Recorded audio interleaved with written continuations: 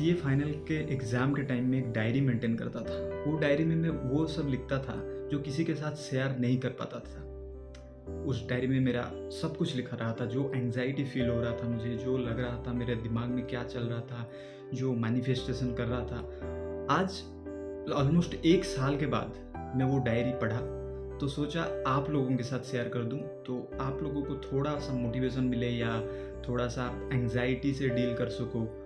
And last page में मैं जो लिखा था वो देख के आप शॉक्ड हो जाओ। चलिए देखते हैं उस डायरी में मेरे दिमाग में क्या क्या चल रहा था, तब क्या क्या लिखा था।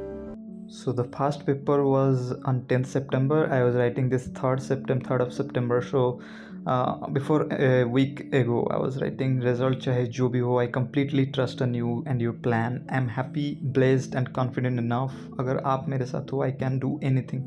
I was telling this to Lord Hanuman. I will clear CA final group 2 in September 25 with the help and blessing of you. So मैं बस अपने आप को पॉजिटिव रखने की कोशिश कर रहा था। जितने भी नेगेटिव थॉट्स आ रहे थे उसको दूर करने के लिए पॉजिटिव चीज़ें अपने बारे में लिख रहा था। 6 सितंबर को लिखा था, अपने आप को वर्स्ट सिचुएशन के लिए प्रिपेयर कर रहा था कि चाहे पेपर एक ख़राब हो जाए तो पैनिक नहीं करना।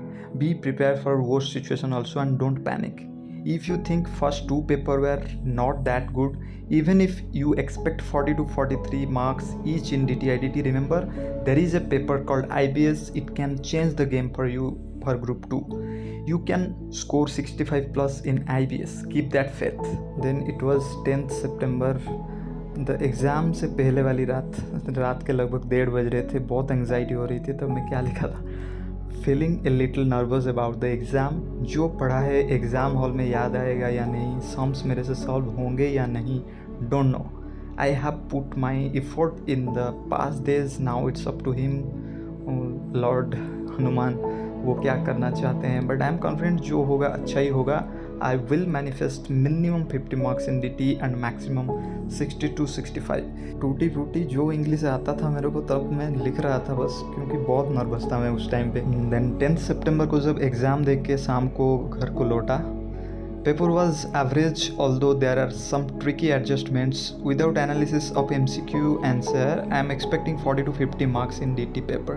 Let's hope it cross 50 plus mark. Now focus on IDT to score 55 plus or 60 marks. So just exam दे के आया था मैं, कुछ MCQ का आंसर वगैरह कुछ भी नहीं देख रहा था, क्योंकि उससे बहुत ही और ज़्यादा एंग्जाइटी बढ़ जाती है। तो जितना मेरे को लग रहा था कि हाँ इतना आंसर किया हूँ, इतना आएगा, तो उतना बस लिख दिया था। फिर मैं अपने नेक्स्ट पेपर IDT के लिए प्रिपेयर करने के लिए बैठ गया।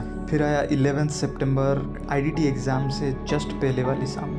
मैं तब बहुत ही एंग्जाइटी में था actually.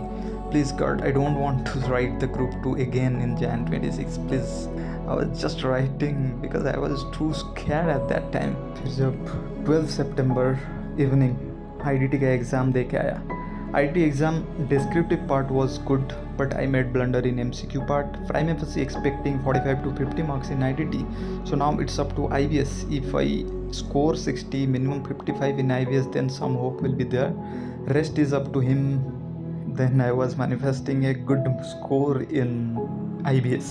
Then after completing the last and final IBS paper was toughest descriptive part. I rate some part correctly, MCQ 7 to 8 MCQ will be correct.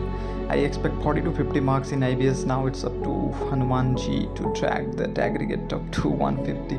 So I was expecting score in DT in 57. I will show you my exact mark sheet what I have scored.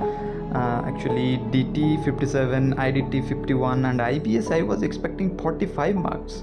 Just you see my mark sheet, then you will be shocked. So now you can see what was my expectation and what I have scored actually in the result day. So DT I was expecting 57, it was 56. IDT I was expecting 51, it was 52. So close, no? But IBS I was expecting 45 only, but I scored 60. I don't know why. आप लोगों को पता ही है IBS कितना कचरा subject है, कितना मुश्किल होता है बच्चों को, भाई पूछो ही मत। जैसे तैसे करके 60 आ गए, तो finally I cleared my CA final and become a chartered accountant. So guys, अगर ये वीडियो अच्छा लगा, आपको 3 टेकअवेज इस वीडियो से मैं बताता हूँ कि अपने एंग्जाइटी जो भी फील हो रहा है ना उसको नोट डाउन करो एंड अपने आप को पॉजिटिव रखो, जितना अच्छी अच्छी बातें अपने बारे में बोल सकते हो बोलो. Be positive and manifest good things and you will achieve good things only. So see you in the next video. Thank you guys. अगर वीडियो अच्छा लगा वीडियो को लाइक कर दो, चैनल को सब्सक्राइब कर दो और वीडियो को अपने दोस्तों के साथ शेयर करो. Tata bye bye.